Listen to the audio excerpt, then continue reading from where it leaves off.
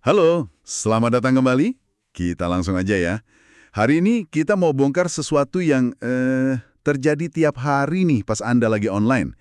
Yaitu, gimana sih sebenarnya data tentang Anda itu dikumpulin?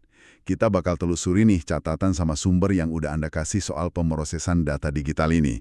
Tujuannya, biar kita semua, Anda juga, lebih pahamlah mekanisme pelacakan yang sering nggak kelihatan ini. Oke? Iya, bener banget.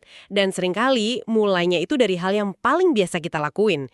Ya kayak pakai mesin pencari Google misalnya.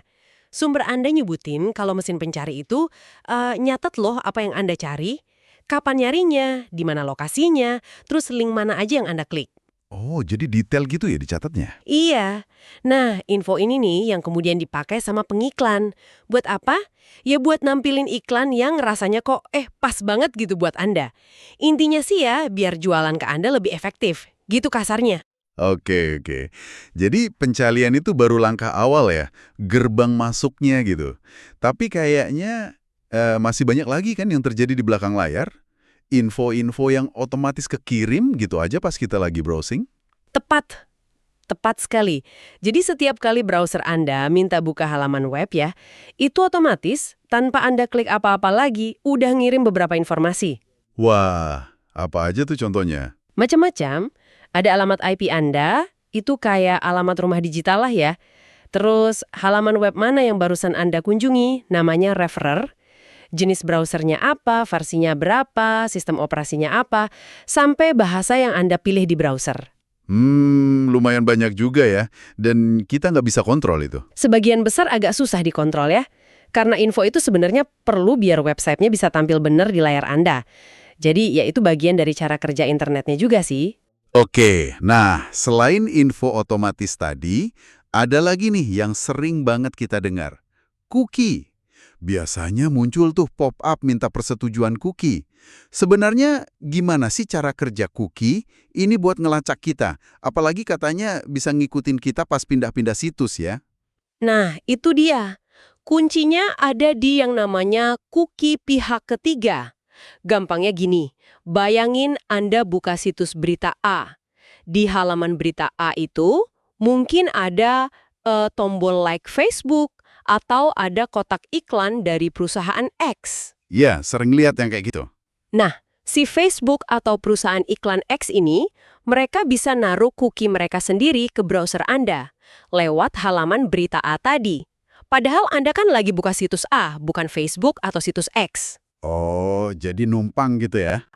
Pas Anda pindah ke situs berita B misalnya, dan situs B ini juga masang iklan dari perusahaan X yang sama, atau ada tombol Facebook juga, ya mereka jadi tahu, oh ini orang yang sama yang tadi lihat produk Y di situs A. Gitu. Makanya kadang iklan barang yang baru Anda lihat, kayak ngikutin terus kemana-mana. Ah, pantesan. Jadi itu toh cara kerjanya? Benar-benar pihak ketiga yang berperannya? Terus, apa ada cara lain yang lebih tersembunyi lagi gitu? Ada banget. Namanya web bug atau web beacon. Web bug? Kayak serangga gitu? Haha, bukan. Jadi ini sebenarnya gambar yang super duper kecil. Ukurannya sering cuma 1 kali 1 piksel dan transparan. Jadi Anda sama sekali nggak bakal lihat. Wah, terus tujuannya apa kalau nggak kelihatan? Nah, tujuannya itu murni buat pelacakan. Pas browser Anda nge-load gambar super kecil ini, misalnya dari server Facebook yang dipasang di satu artikel blog, si Facebook jadi langsung tahu kalau Anda lagi munjungin halaman blog itu. Mereka bisa langsung catat. Gila, benar-benar nggak kelihatan sama sekali ya berarti? Benar-benar di balik layar. Oke, terus satu lagi nih, JavaScript. Kode ini kan yang bikin website jadi interaktif, bisa ada animasi, macam-macam. Seberapa besar sih peran JavaScript ini dalam ngumpulin data? Wah, perannya gede banget. JavaScript ini sakti lah bisa dibilang. Kodenya itu bisa baca dan nulis cookie, bisa ngakses riwayat halaman yang baru Anda buka di tab yang sama. Maksudnya? Ya, dia bisa tahu Anda tadi habis buka halaman apa sebelum masuk ke halaman yang sekarang. Bahkan, ini yang lebih canggih, dia bisa mantau pergerakan mouse Anda di layar. Serius?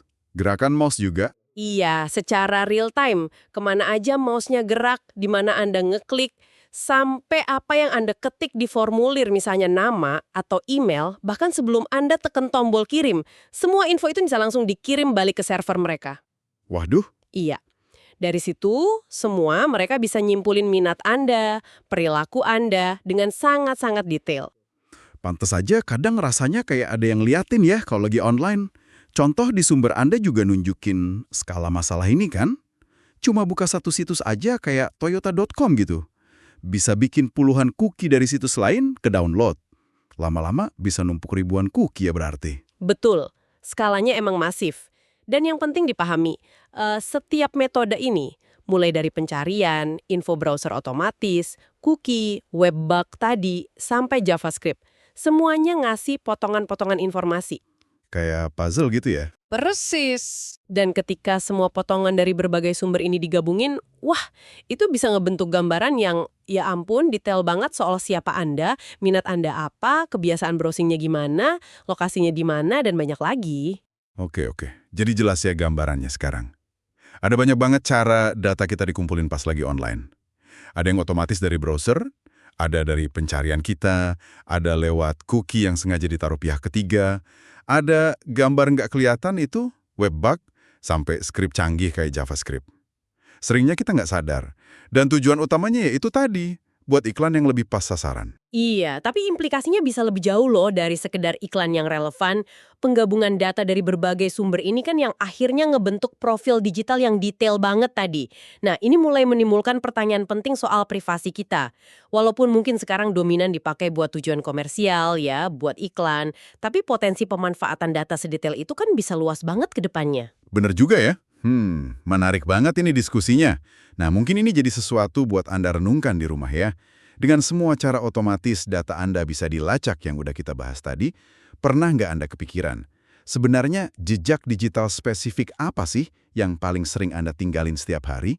Dan kira-kira siapa aja ya yang punya akses buat ngamatin jejak digital Anda itu? Coba direnungkan.